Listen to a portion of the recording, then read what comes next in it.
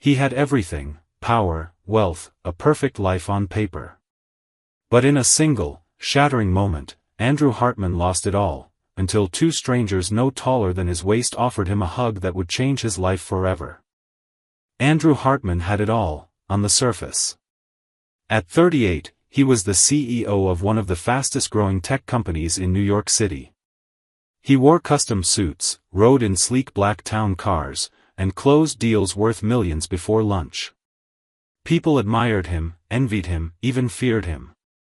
But behind the boardroom confidence and flawless public image, Andrew had been quietly unraveling. Years of pressure, isolation, and a marriage that had begun to rot beneath polite smiles were taking their toll. It was a late Thursday afternoon when it happened. He had just stepped out of a high-stakes meeting on the 45th floor of the company headquarters, having secured a game-changing partnership with an international firm. His executive assistant congratulated him. His team cheered. Andrew nodded mechanically, muttered something about needing fresh air, and walked toward the executive lounge. As he passed the tinted glass wall separating the lounge from a smaller meeting room, something caught his eye. At first, he thought his mind was playing tricks on him. But no. There, only a few feet away, was his wife Kelly, elegant, flawless Kelly, entwined in the arms of Tyler Reeves, Andrew's closest friend and longtime business partner. They weren't talking. They were kissing. Time slowed. His heart didn't shatter all at once. It cracked silently, like ice beneath a heavy boot, pressure building beneath his ribs. He stared for a few seconds longer than he should have, hoping, no, begging, for it to be a mistake. Maybe it was a misunderstanding, an illusion, anything but what it clearly was. But Tyler's hand was on her lower back. Kelly's eyes were closed. It was real. Sickeningly real. Andrew turned without a word. No confrontation. No drama. Just the quiet, instinctive flight of a man whose world had just fallen out from under him. He walked through the lobby in a daze, ignoring the greetings, ignoring the marble walls and gold elevators that once made him proud. Outside, the spring air was crisp, the sky an indecisive mix of blue and gray. He wandered a few blocks until he found a bench near the edge of a plaza, one of those sleek, modern concrete things meant more for appearance than comfort, and sat down. He didn't cry. Not yet. He just sat there, elbows on knees, hands clasped, staring at nothing. The light blue fabric of his tailored suit wrinkled slightly under the weight of his posture, but he didn't care. He didn't care about anything. Not the company. Not the deal. Not the betrayal he had just witnessed. There was an echoing hollowness inside him, a void that words couldn't fill. For the first time in years, the man who always had a plan, a schedule, a solution, had nothing. People passed by. A few glanced at him, the well-dressed man with the blank stare and broken soul, but no one stopped. And why would they?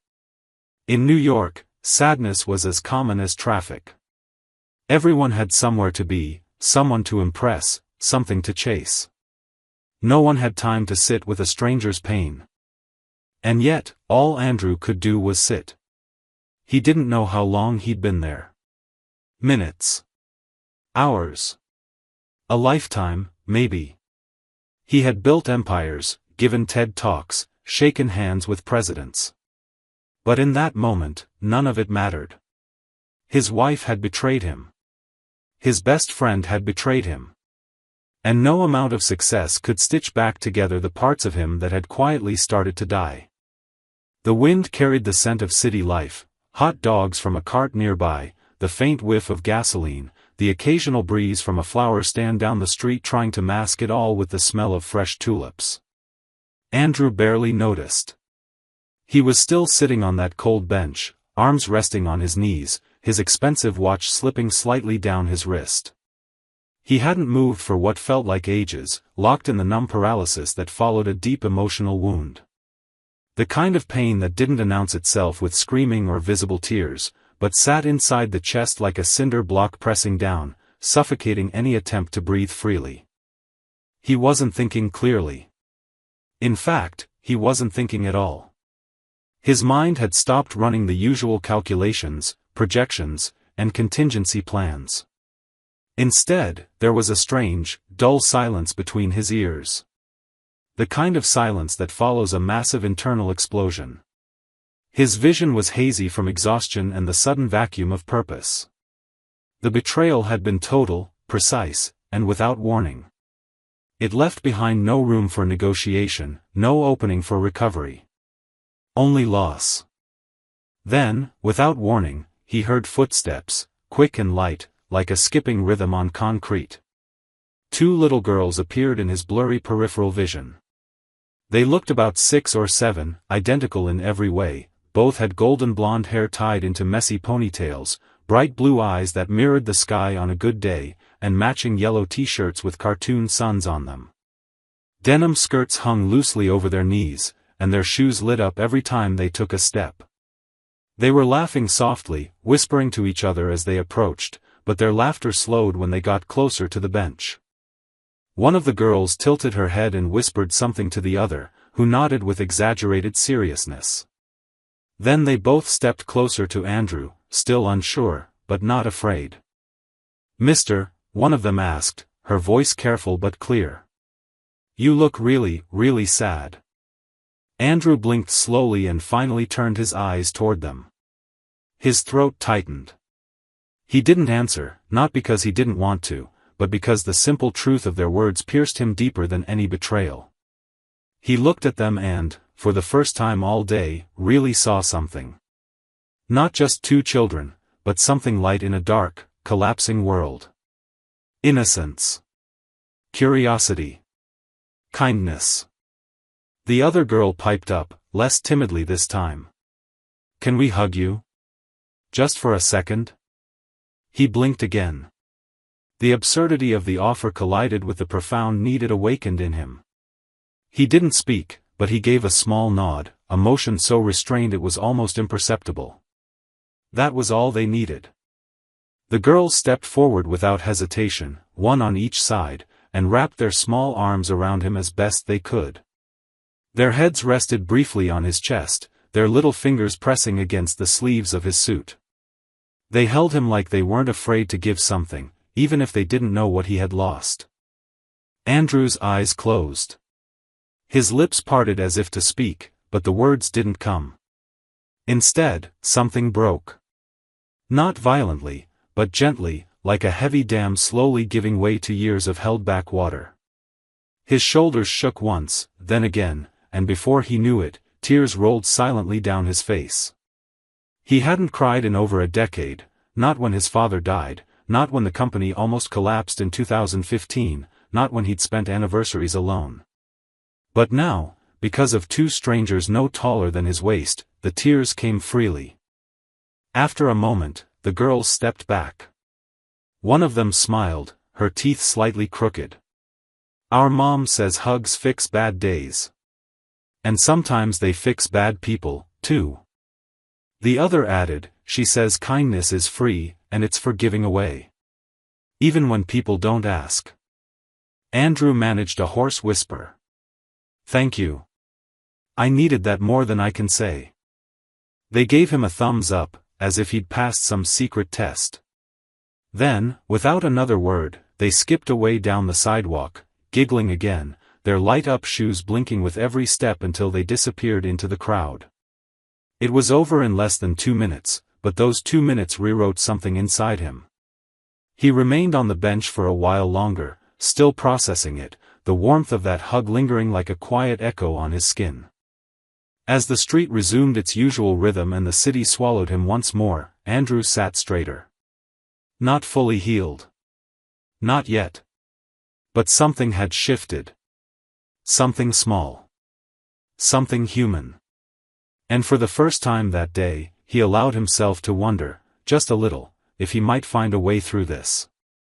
That night, Andrew barely slept. He lay in his luxury apartment, sprawled across sheets that once felt comforting but now felt sterile and cold. The skyline view outside his floor-to-ceiling windows sparkled with the usual city lights, but none of it reached him. His mind kept returning, not to the betrayal, not to Kelly's lips on Tyler's neck, not to the boardroom power moves, but to two small, warm arms wrapping gently around him and a child's voice saying, "Our mom says kindness is for giving away." Those words looped in his head like a melody, both soothing and haunting. He didn't know why it had affected him so deeply. Maybe because it came without expectation. No one had wanted anything from him in that moment. They had just given. By morning, there was a decision. It wasn't conscious at first, but it rose in him like something ancient, an instinct, a need. He had to find them again. He didn't know why exactly, or what he would even say, but he couldn't ignore the feeling that they had pulled him back from a dangerous edge. He had felt something awaken in himself that day, something he hadn't felt in years. Not ambition. Not pride. Something more basic. Something human. He didn't tell anyone what he was doing. No one at the office, no driver, no assistant. He dressed in simple jeans and a hoodie, pulled a cap low over his eyes, and returned to the spot where everything had cracked open. The bench was empty. The plaza buzzed with its usual mix of tourists, delivery guys, and professionals juggling coffee cups and phones, but the two girls were nowhere to be seen. He stayed there for hours, scanning every face, every small figure, every flash of yellow or denim. Nothing. He came back the next day, and the next. For 4 days in a row, Andrew abandoned the world that had once defined him. No meetings, no calls, no emails. His assistant left him 22 voicemails by the end of the week, but he didn't answer a single one. Eventually, he realized he'd need help. So he called building security, quietly, discreetly.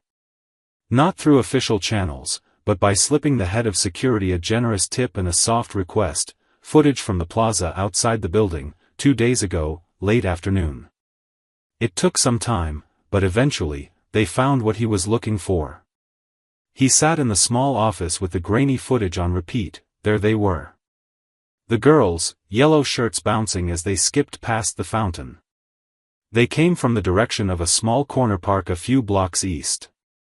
Then, after hugging him, they walked off toward a quiet residential neighborhood Andrew barely knew existed. That was all he needed.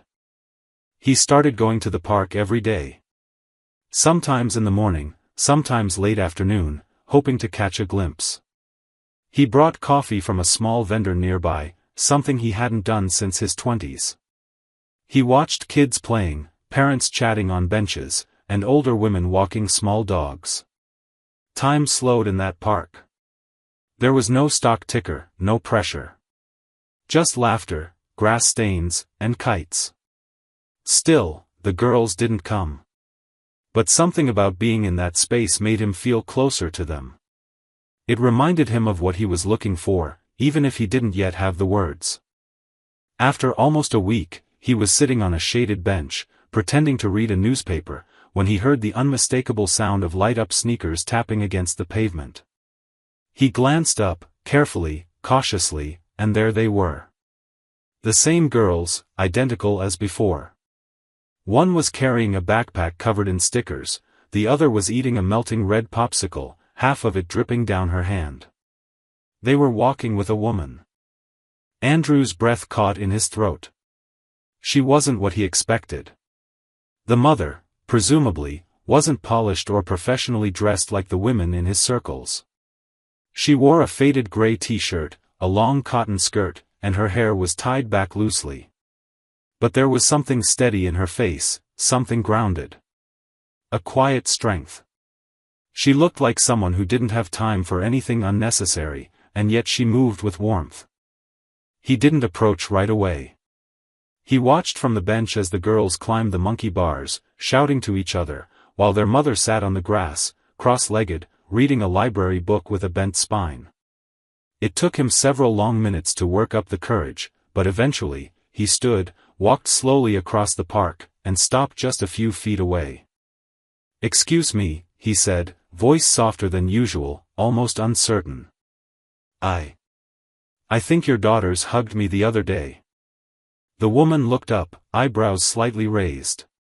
Her expression wasn't suspicious, just curious. They came up to me outside an office building, he explained quickly, trying not to sound strange. I was having a really difficult day. They didn't know me. But they saw I was upset. They offered me a hug. I didn't even say anything. I just nodded. And they did. They hugged me. A long silence passed. Then she closed her book gently and gave him the faintest smile. Yes, she said. That sounds like them. Andrew stood there, unsure of what to do with his hands, what to say next. He had rehearsed something the night before, something about gratitude and fate and change, but now, standing in front of the woman whose children had unknowingly reached into his soul and shaken it awake, the words scattered. I just wanted to say thank you, he finally managed. Not just to them. To you. Because I know that kind of kindness doesn't come from nowhere. The woman looked up at him again, this time longer. Her eyes were tired, but kind. Then she nodded once. You're welcome, she said simply. I teach them that people don't always ask for help when they need it. And that kindness doesn't have to wait for an invitation. Andrew felt something loosen in his chest again, less painful this time, more like a knot slowly untying. He sat down in the grass a few feet away, uninvited but not unwelcome. The girls saw him and waved. He waved back. For a moment, there was no business, no betrayal, no cold luxury apartment with its untouched wine glasses and echoing silence. There was just a man, a mother, and two girls in a park, beneath the hum of city traffic and the rustling of leaves in the breeze. Andrew didn't expect to come back the next day, but he did. And the day after that. Each time, it felt a little less like searching and more like returning to a place that quietly started to matter. The park became his new ritual, a sacred interruption in a life that once ran on deadlines and percentages. There was no grand invitation. No scheduled meeting. Just a silent understanding between him and the woman named Maggie that he could sit nearby, sometimes talk, sometimes not, and that would be enough. He learned her name on the third day. She said it casually, brushing a strand of hair behind her ear as she pulled crackers out of a zippered lunch bag for the girls. I'm Maggie, by the way, she had said, not looking at him directly but with a tone that made it clear she was opening a small door. He had smiled awkwardly and replied, Andrew, as if it were the first time in his life his name didn't carry a business title behind it. The girls, Emma and Lily, seemed to remember him clearly. They called him the bench man for a while, and Andrew didn't correct them. The nickname felt strangely perfect. He watched them run and play and laugh with the kind of freedom that felt foreign to him. At first, he didn't talk much to Maggie. He mostly listened. She spoke about simple things, school fundraisers, how the twins argued over bedtime stories, the art of stretching groceries to last an extra day.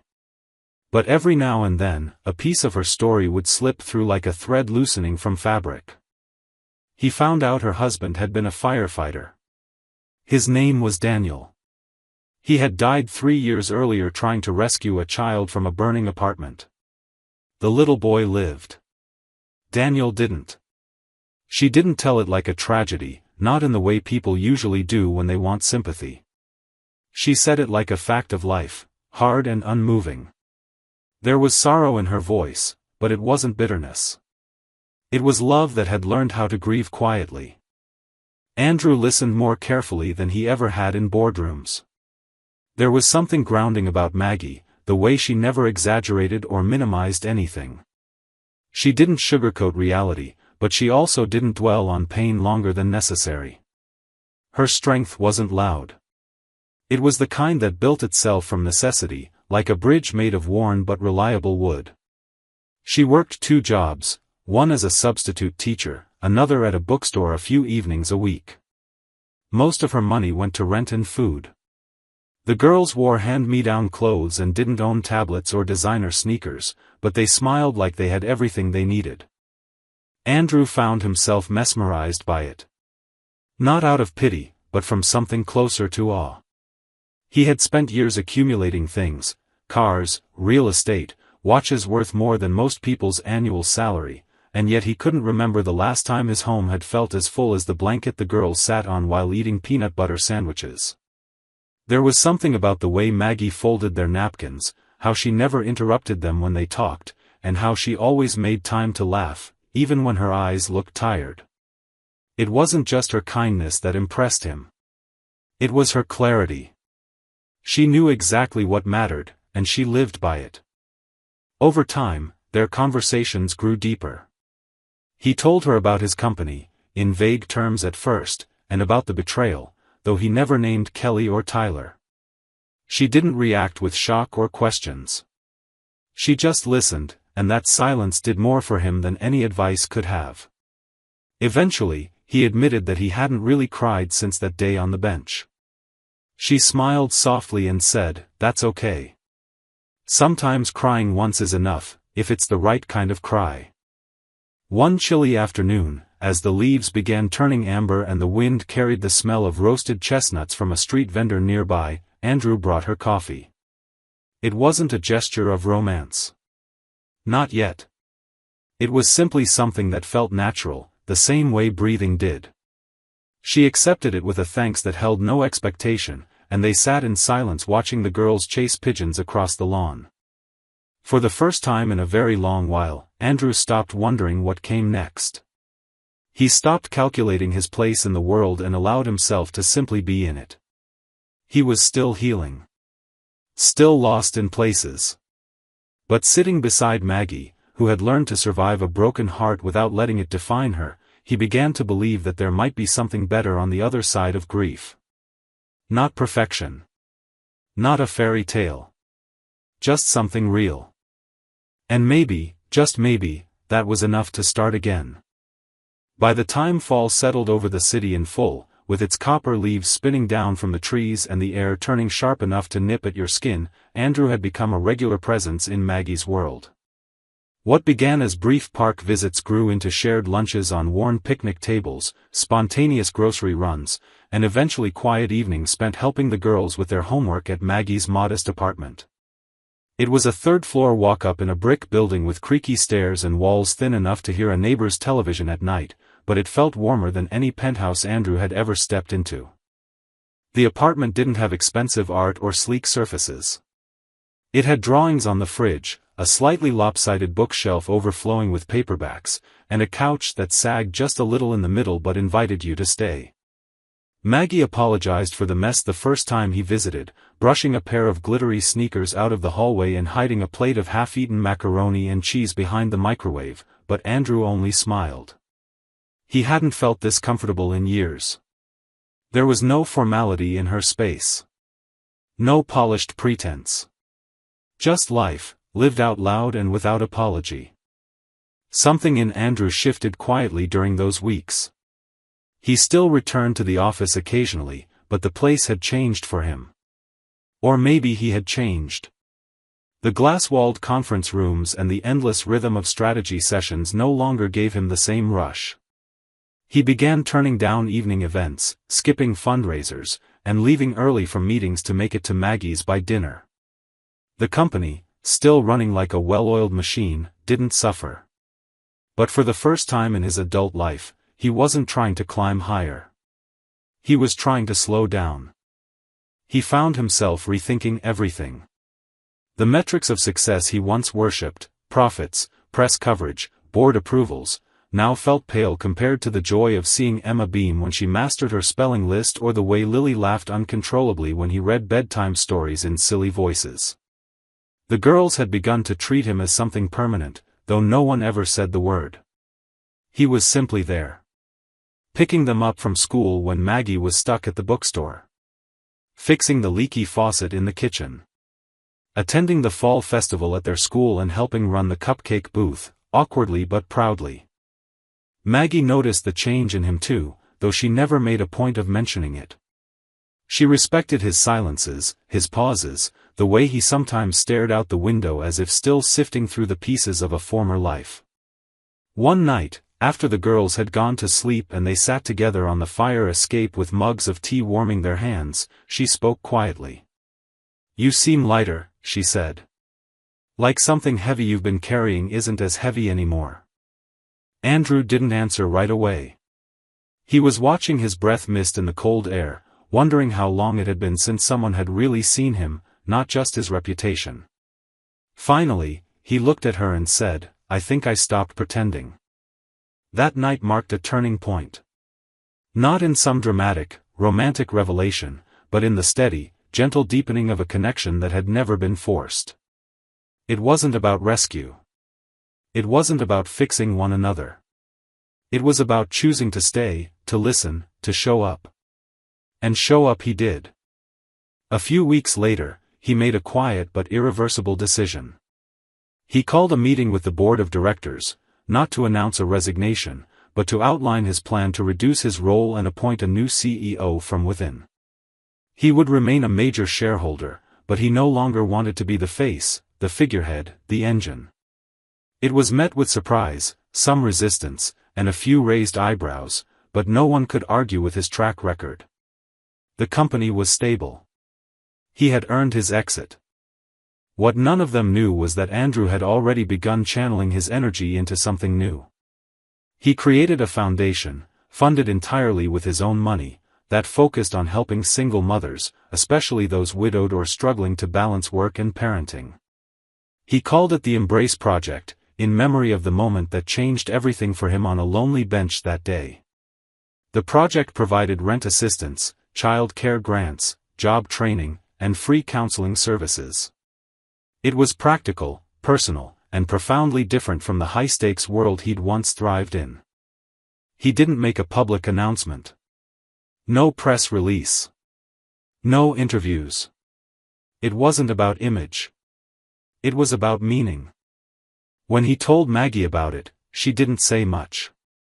She just nodded, reached across the table, and squeezed his hand. That gesture said more than any speech could have. Their connection wasn't flashy. It didn't move fast. There were no grand declarations. But it was steady and built on mutual respect, on shared dinners and whispered jokes and early morning pancake disasters. The girls started calling him Andy without asking, and though it caught him off guard at first, it quickly became something he looked forward to hearing. One Saturday, as they all walked home from the park with bags of apples from a local market, Lily reached up and grabbed his hand without looking. Emma followed suit. They walked like that for blocks, Andrew in the middle, the girls chattering about Halloween costumes. Maggie walked a few steps behind, smiling to herself. Andrew looked back at her and met her eyes. He didn't say anything, but in that moment, he felt something solid beneath his feet again. He had been falling for so long he didn't realize he had landed. And not just anywhere. He had landed in a life he never thought he could have. The morning everything unraveled again began like any other. Andrew was sitting at the kitchen table in Maggie's apartment, a chipped mug of black coffee in one hand and a pencil in the other, helping Emma correct a math worksheet while Lily hummed quietly as she colored on the floor. The apartment was filled with the quiet music of an ordinary life, faint laughter from upstairs neighbors, the whistle of a kettle, the rustling of paper and soft footsteps. Maggie had already left for her morning shift at the bookstore, and Andrew had promised to stay with the girls until lunchtime. It was becoming routine now, in the best way. He'd begun to imagine what it might feel like for this to be every day. His phone, long forgotten on the counter, buzzed repeatedly. At first he ignored it, until the vibrations became insistent enough to break the peace. He stood reluctantly and picked it up, intending to silence it without checking the screen. But then he saw the notifications, calls and messages from his assistant, from board members, even from old colleagues he hadn't spoken to in months. His chest tightened. Something had happened. He opened one of the messages, and the headline hit him like a punch to the ribs. A video. A leak. It had gone viral overnight. In the grainy clip, Kelly and Tyler sat in a dimly lit lounge, whispering over wine. Their words weren't loud, but they were unmistakably clear. They were talking about Andrew. About how long it had taken to push him out. About manipulating votes on the board. About selling his shares behind his back. It was the kind of betrayal that went far deeper than the affair. It was calculated, professional, deliberate. Kelly had smiled as she said, "He was always too soft where it counted." Andrew stood in the kitchen, his stomach turning cold as he listened to his former life being dissected by the two people who had once claimed to love and support him. The girls noticed something had changed and looked up with concern, but he smiled and told them everything was fine. He didn't want them to worry. Not now. Later that afternoon, when Maggie returned home, she knew something was wrong before he even spoke. She read it in the way he didn't greet her with his usual smile, in the way his fingers tapped anxiously on the table. She asked no questions at first, letting him sit with it, and only after the girls were asleep did he finally show her the video. She watched it silently. When it ended, she simply turned to him and said, "I'm sorry." Andrew nodded, but there was no real anger in his eyes. Not the kind he might have expected from himself a year ago.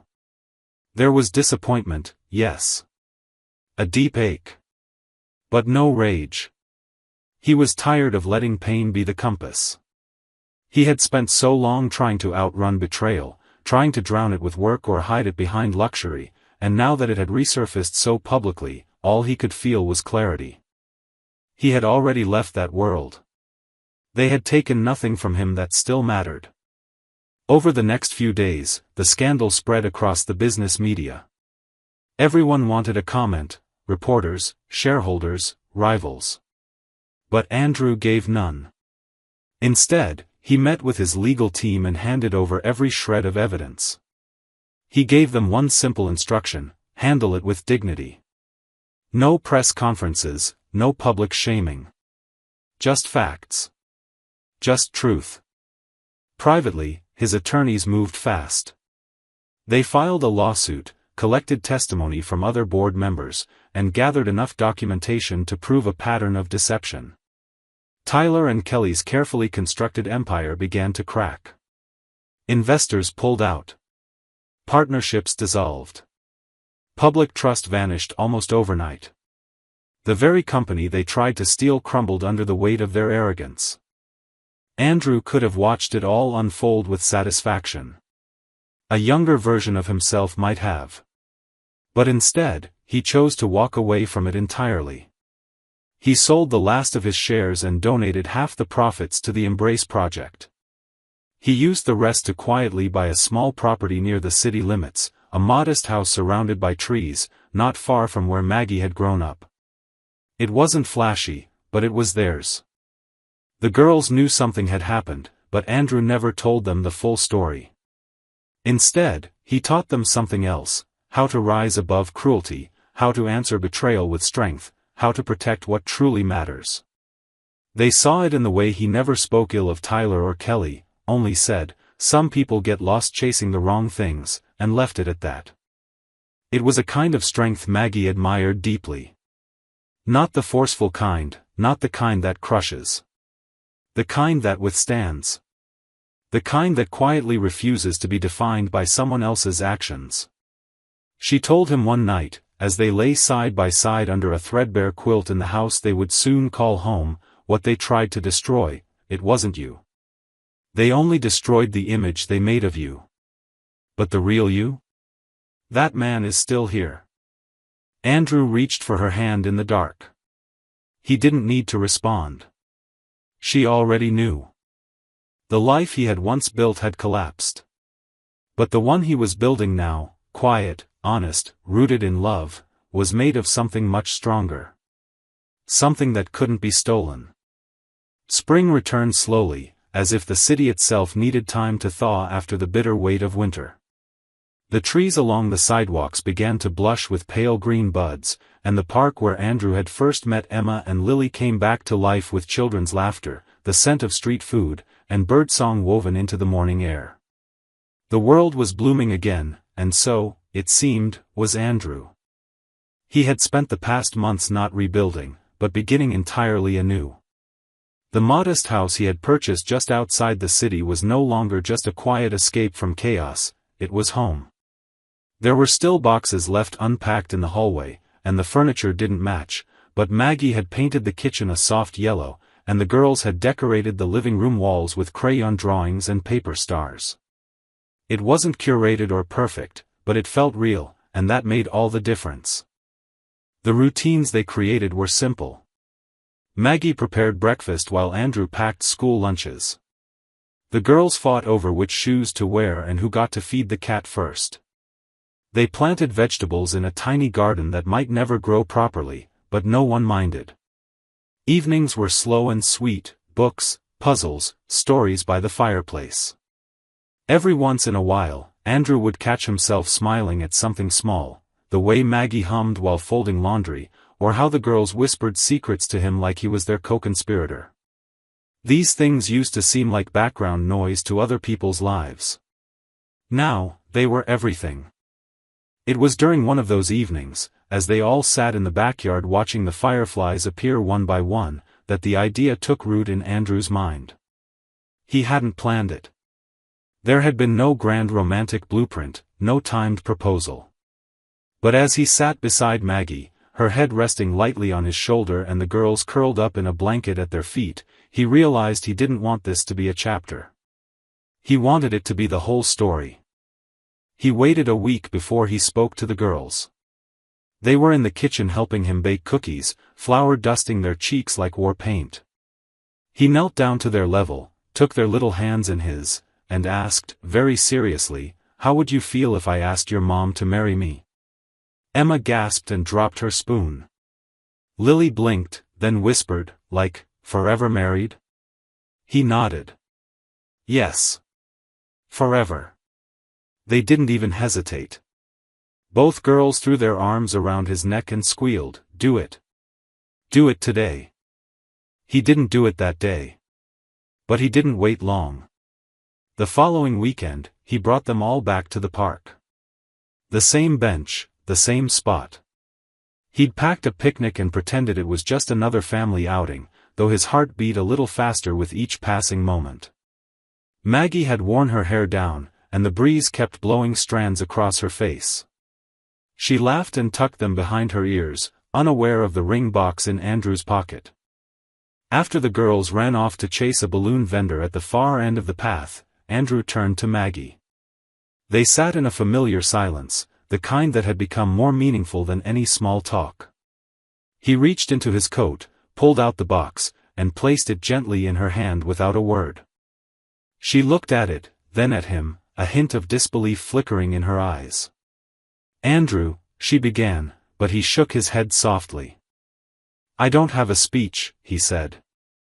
"I don't have the right words. I just know that everything good in my life begins with you. And I want to build the rest of it with you. With you and the girls. Not as a visitor. As family." Her hands trembled slightly as she opened the box.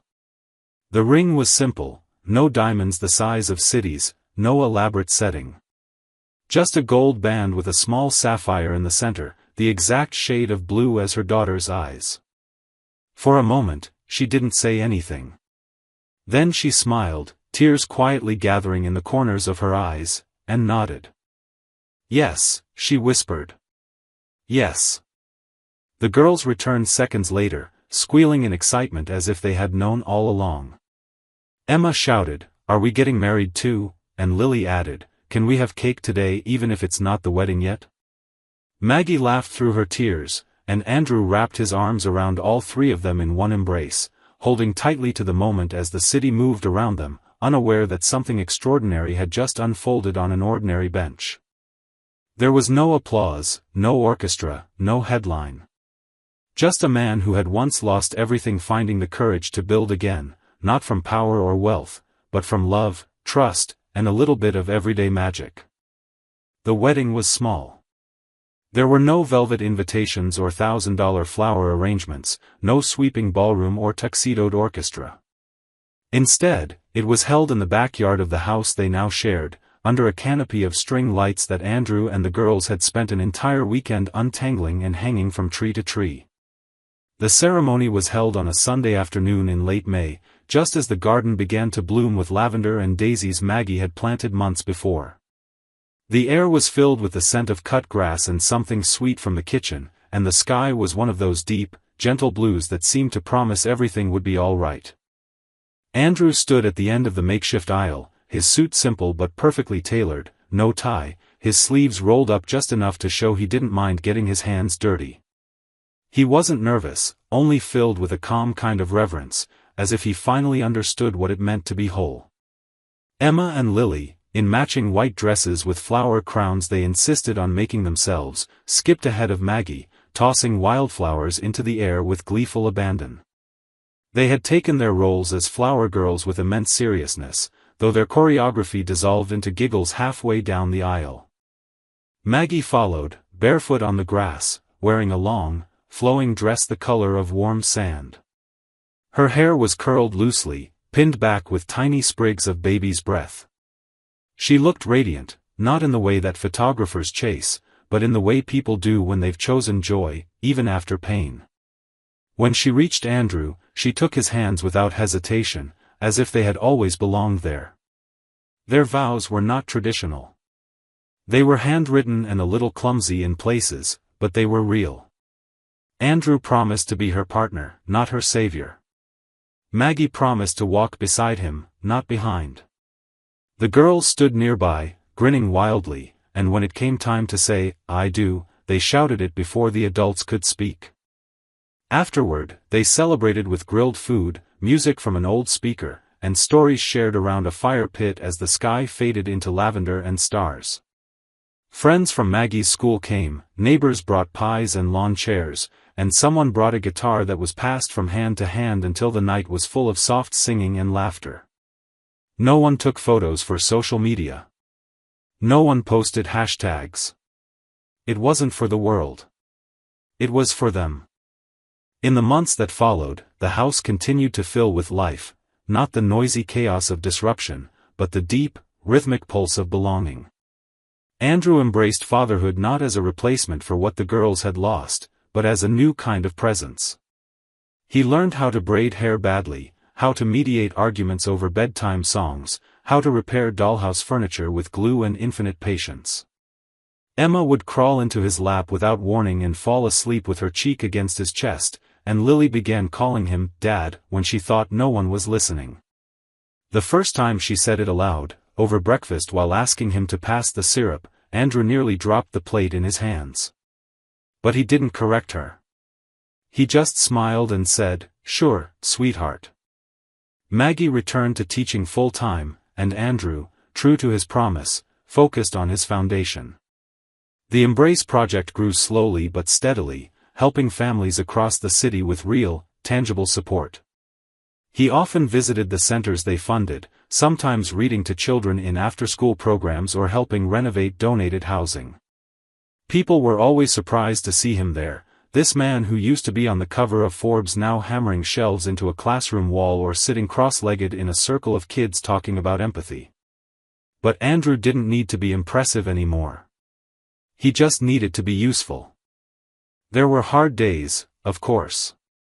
Nights when grief still came for Maggie in unexpected waves, and mornings when Andrew would wake from dreams of boardrooms and betrayal, sweating in the dark. But they faced those days together. They learned how to listen without needing to fix everything, how to give each other space and strength in equal measure.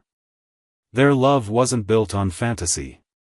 It was built on resilience, trust, and the quiet understanding that life wasn't about returning to what once was, it was about creating what could still be. One evening, almost a year after the wedding, the four of them sat on the same park bench where everything had started. The girls were older now, taller, their conversations more curious and complex, but they still clung to Andrew's arms as if he were their favorite playground. Maggie rested her head on his shoulder, just as she had before, and they watched the sun sink low behind the buildings, casting long shadows across the grass. Andrew looked around at the place that had once held his greatest sorrow and now held his greatest peace. He thought about who he had been, lonely, hollow, lost, and who he had become, not because someone saved him, but because someone saw him. Because two little girls offered him a hug when he needed it most. Because kindness, when freely given, has a way of rewriting destinies. And in that moment, surrounded by the laughter of his daughters and the quiet breath of the woman who taught him how to love again, he finally understood, the bench hadn't just been a place to sit. It had been a beginning. A doorway. A promise. And the promise had come true.